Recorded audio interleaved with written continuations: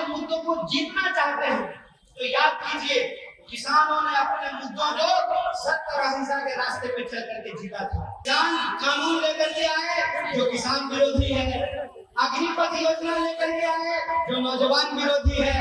इसीलिए मैं आप तमाम लोगों से आग्रह करने के लिए आया हूँ, बिहार को देश के भविष्य में एक महत्वपूर्ण योगदान निभाने की जरूरत है। देश में जब भी कोई बड़ी घटना होती है,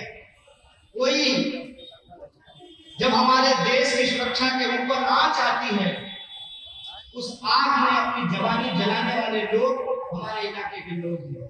अग्निपथ इस तरीके से उसका ब्रांडिंग किया गया है जैसे नौजवानों के भविष्य को संवारने के लिए कोई शानदार योजना लाई गई हो। और इस देश की राष्ट्रीय सुरक्षा को ठेका पे देने की जरूरत है। आप सब लोग बोलिए, प्राइवेट पे से ना होना चाहिए, ठेका पे से ना होना चाहिए। बिहार के तमाम विधानसभा क्षेत्रों में अग्निपथ योजना का हम विरोध कर रहे हैं और अग्निपथ योजना का विरोध हम इसलिए कर रहे हैं कि ये योजना देश विरोधी योजना है। करने वाले आप तमाम बिहार वासियों का क्रांतिकारी इस्तेमाल करता हूँ, आपका हार्दिक अभिनंदन करता हूँ।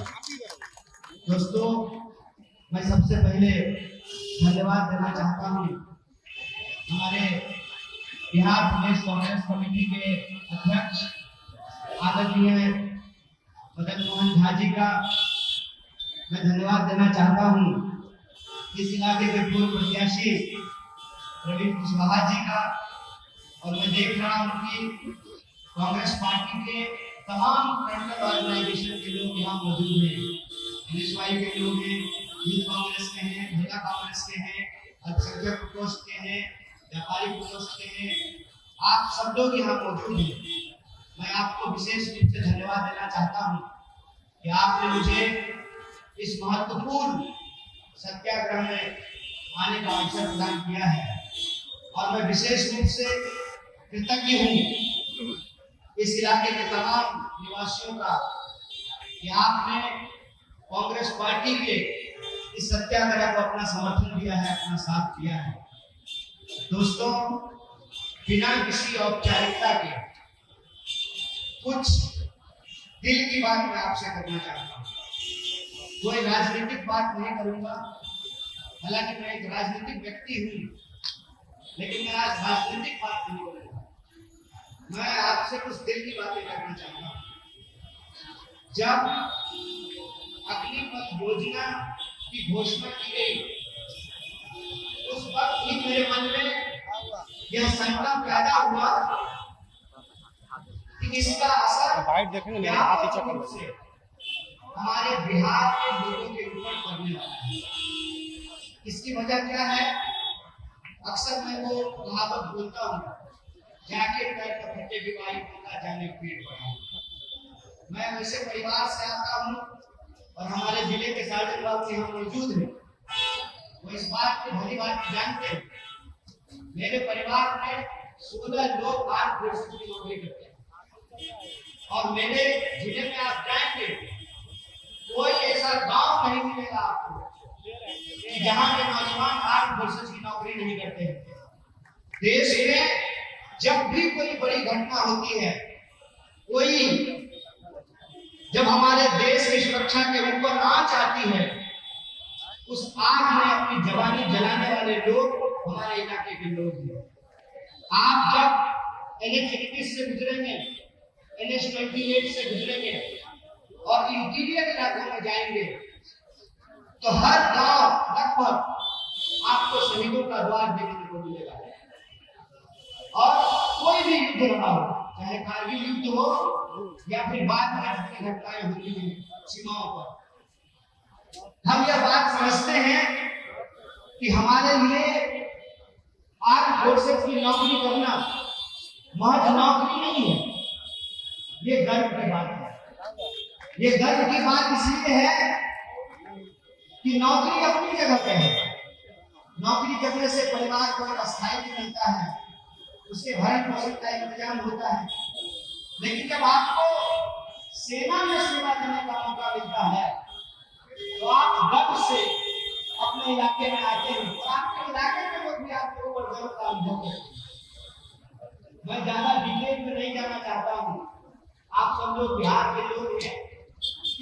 परिस्थिति से बखूबी परिचित हैं कि आपके घर में अगर शादी हो रही हो और कोई अगर बहुत का नौकरी कर रहा है तो उसका वैल्यू कितना बढ़ जाता है। मुझे ठीक बोल रहे नहीं बोल रहे, लेकिन ये जो परिस्थिति आज बनी है देश के भीतर, एक योजना लाई गई और उसका नाम रखा गया अग्निपथ। अभी हमारे एक साथी हरिवंश राय बच्चन जी की वो कविता है अग्निपथ, उसके बारे में चर्चा करते हैं।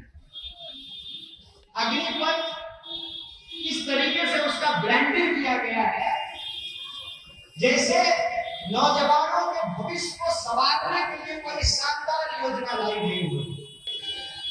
और मैं एक बात कहता हूं कि बड़े बड़ाई ना करे, बड़े न बोले बोल, रहीमन हीरा कब कहे लाख टका मांगे बोल। प्रशंसा की जरूरत किसको पड़ती है? जिसके अंदर कोई खोट होती है।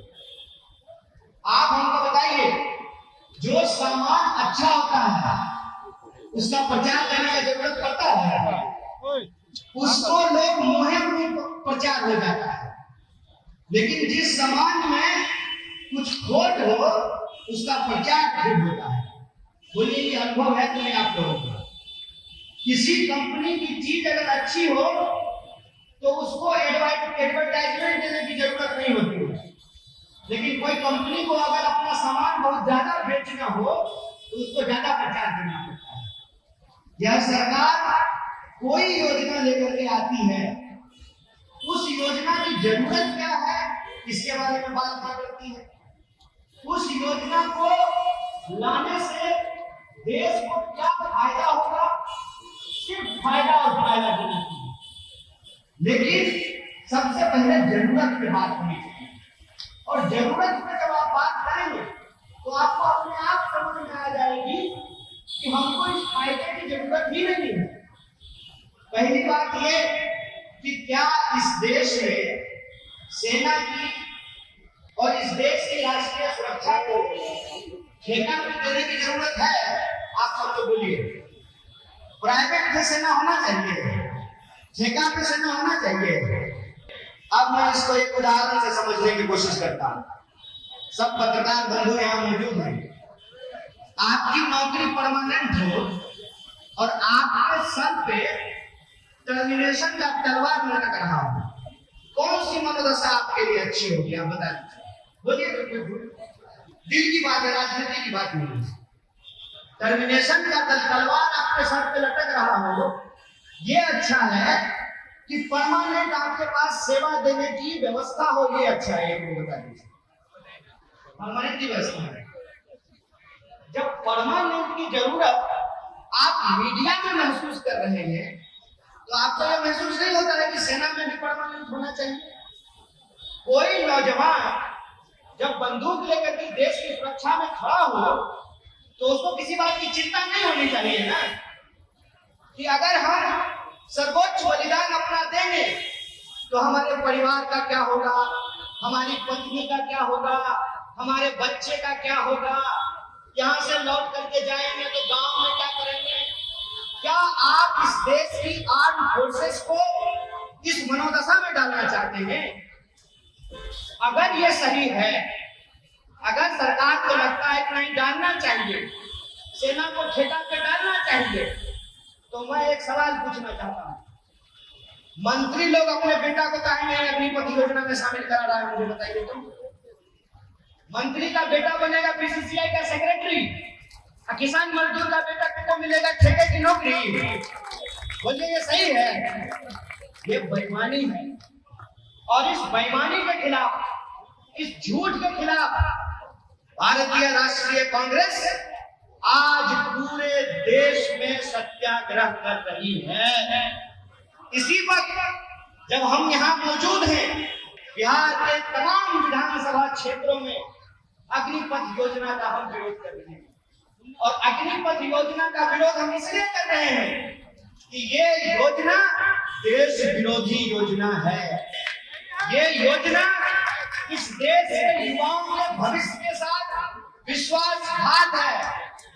ये योजना इस देश के नौजवानों के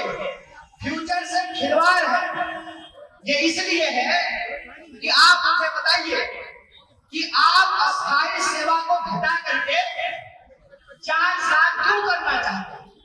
एमपी बनता है 5 साल के लिए, विधायक बनता है 5 साल के लिए, मुखिया बनता है 5 साल के लिए, सेना का नौकरी 4 साल के लिए क्यों, 5 साल के लिए क्यों नहीं?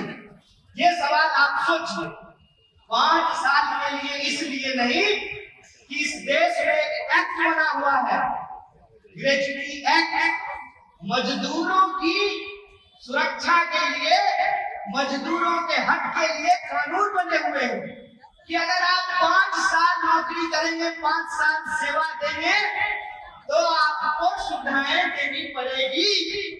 4 साल ये अपने आप नहीं हो गया है, तो 4 साल ही क्यों, 3 साल क्यों नहीं, 2 साल क्यों नहीं, 6 साल क्यों नहीं, 10 साल क्यों नहीं, 4 साल ही क्यों है? 4 साल इसलिए है कि जो सुविधाएं हमारी आर्म फोर्सेस को दी जाती थी वो सुविधाएं बंद कर दी जाएंगी। और आप याद कीजिए, जब सरकार के द्वारा घोषणा की गई तो उस घोषणा के बाद ये नहीं बताया गया कि आपको डीए मिलेगा कि नहीं मिलेगा, आपको डीए मिलेगा कि नहीं मिलेगा, आपको कैंटीन की सुविधा मिलेगी कि नहीं मिलेगी, आपको पेंशन मिलेगा कि नहीं मिलेगा। और सबसे मजेदार बात, सरकार ने अपनी घोषणा में कहा कि हम 4 लोग को लेंगे, 1 को रखेंगे और 3 को वापस भेजेंगे। ये बताइए कि 1 को जो रखिएगा वो किस आधार पर रखिएगा, और 3 को जो वापस भेजिएगा तो किस आधार पर भेजिएगा, उसका क्या आधार होगा? और जिसको आप रख लीजिएगा उसको तो नौकरी मिलेगी, लेकिन पेंशन मिलेगा कि नहीं मिलेगा इस बात को नहीं बताया जा रहा है। मेरा सिंपल सवाल है, अध्यक्ष जी यहाँ मौजूद हैं, हमको इस बात को कहने में कोई दिक्कत नहीं है। अगर अध्यक्ष जी को पेंशन मिलता है तो सेना के पदाधिकारियों को और सेना के जवानों को पेंशन क्यों नहीं मिलना चाहिए? अगर एमपी को मिलना चाहिए, अगर एमएलए को मिलना चाहिए, एमएलसी को मिलना चाहिए, तो देश की सेवा में अपनी जान देने वाले नौजवानों को पेंशन क्यों नहीं मिलना चाहिए? ये सवाल आप तमाम नौजवान सोचिए कि ये पूरी की पूरी जो योजना है उसमें जो फायदा गिनाया जा रहा है वो अपने आप में कितना खतरनाक है। फायदा गिनाते गिनाते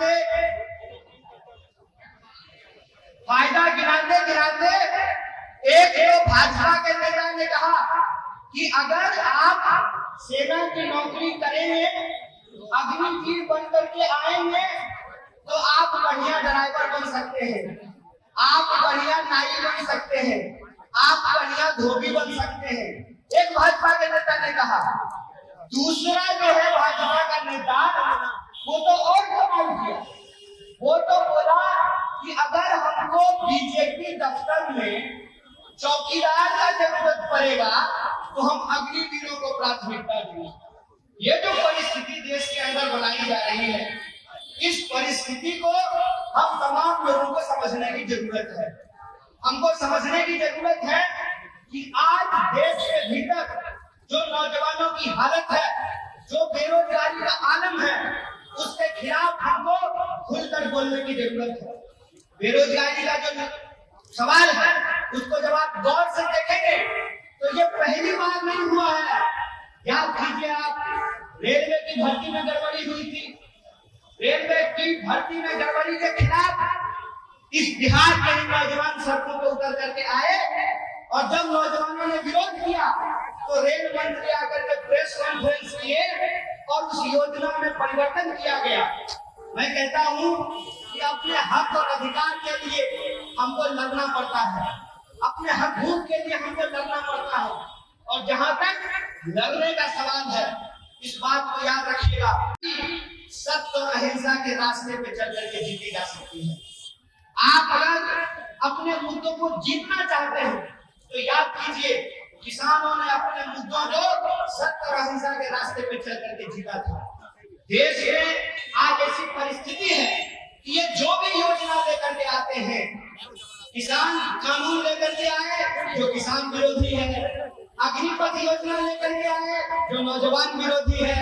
इसीलिए मैं आप तमाम लोगों से आग्रह करने के लिए आया हूँ, बिहार को देश के भविष्य में एक महत्वपूर्ण योगदान निभाने की जरूरत है। बिहार के लोगों को अपना जो उनका गौरव है, उस गौरव को पुनः प्राप्त करने की जरूरत है। आप बैठ जाइए, आप लोग, अरे बैठ जाइए, बैठिए, मैं कह रहा हूं कि बिहार के नौजवानों को, बिहार के लोगों को, बिहार के गौरव को पुनः प्राप्त करने की जरूरत है। बिहार वो धरती है जिस धरती पर आए थे और महात्मा बुद्ध बन करके गए हैं। बिहार वो धरती है कि आप अगर बुद्ध धर्म की बात करेंगे उसका केंद्र भी बिहार है। आप अगर जैन धर्म की बात करेंगे उसका केंद्र भी बिहार है। आप अगर हिंदू धर्म की बात करेंगे तो मैं आपकी जानकारी के लिए आपको बता दूं कि लोग पितृपक्ष में मुक्ति के लिए पिंडदान करने के लिए गया आते हैं। इसलिए बिहार की गौरवशाली परंपरा को हमको याद करना पड़ेगा और बिहार को बदनाम करने की जो साजिश रची गई है उस साजिश को हमको समझना होगा। बार बार जो यह बात कही गई कि बिहार के लोगों ने हिंसा की है, यह हमारा अपमान है।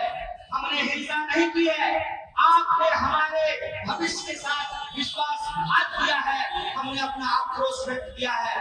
हम अपना आक्रोश व्यक्त करेंगे, लेकिन शांतिपूर्ण तरीके से व्यक्त करेंगे, सत्याग्रह के माध्यम से करेंगे। और कहते हैं कि झूठ चाहे कितना बड़ा क्यों ना हो, सच की जीत सुनिश्चित होती है और ये लड़ाई हम जरूर जीतेंगे। और भारतीय राष्ट्रीय कांग्रेस और अपने नेता राहुल गांधी की तरफ से हम आपको कहना चाहते हैं कि हम अग्निपथ के विरोध में हैं। सरकार वापस ले, नहीं तो आप सरकार को वापस कीजिए, हम अग्निपथ योजना को वापस करेंगे। इन्हीं शब्दों के साथ अपनी बात को खत्म करूंगा। शुक्रिया। इनकलाब जिंदाबाद, हमारी एकता जिंदाबाद, भारतीय सेना जिंदाबाद।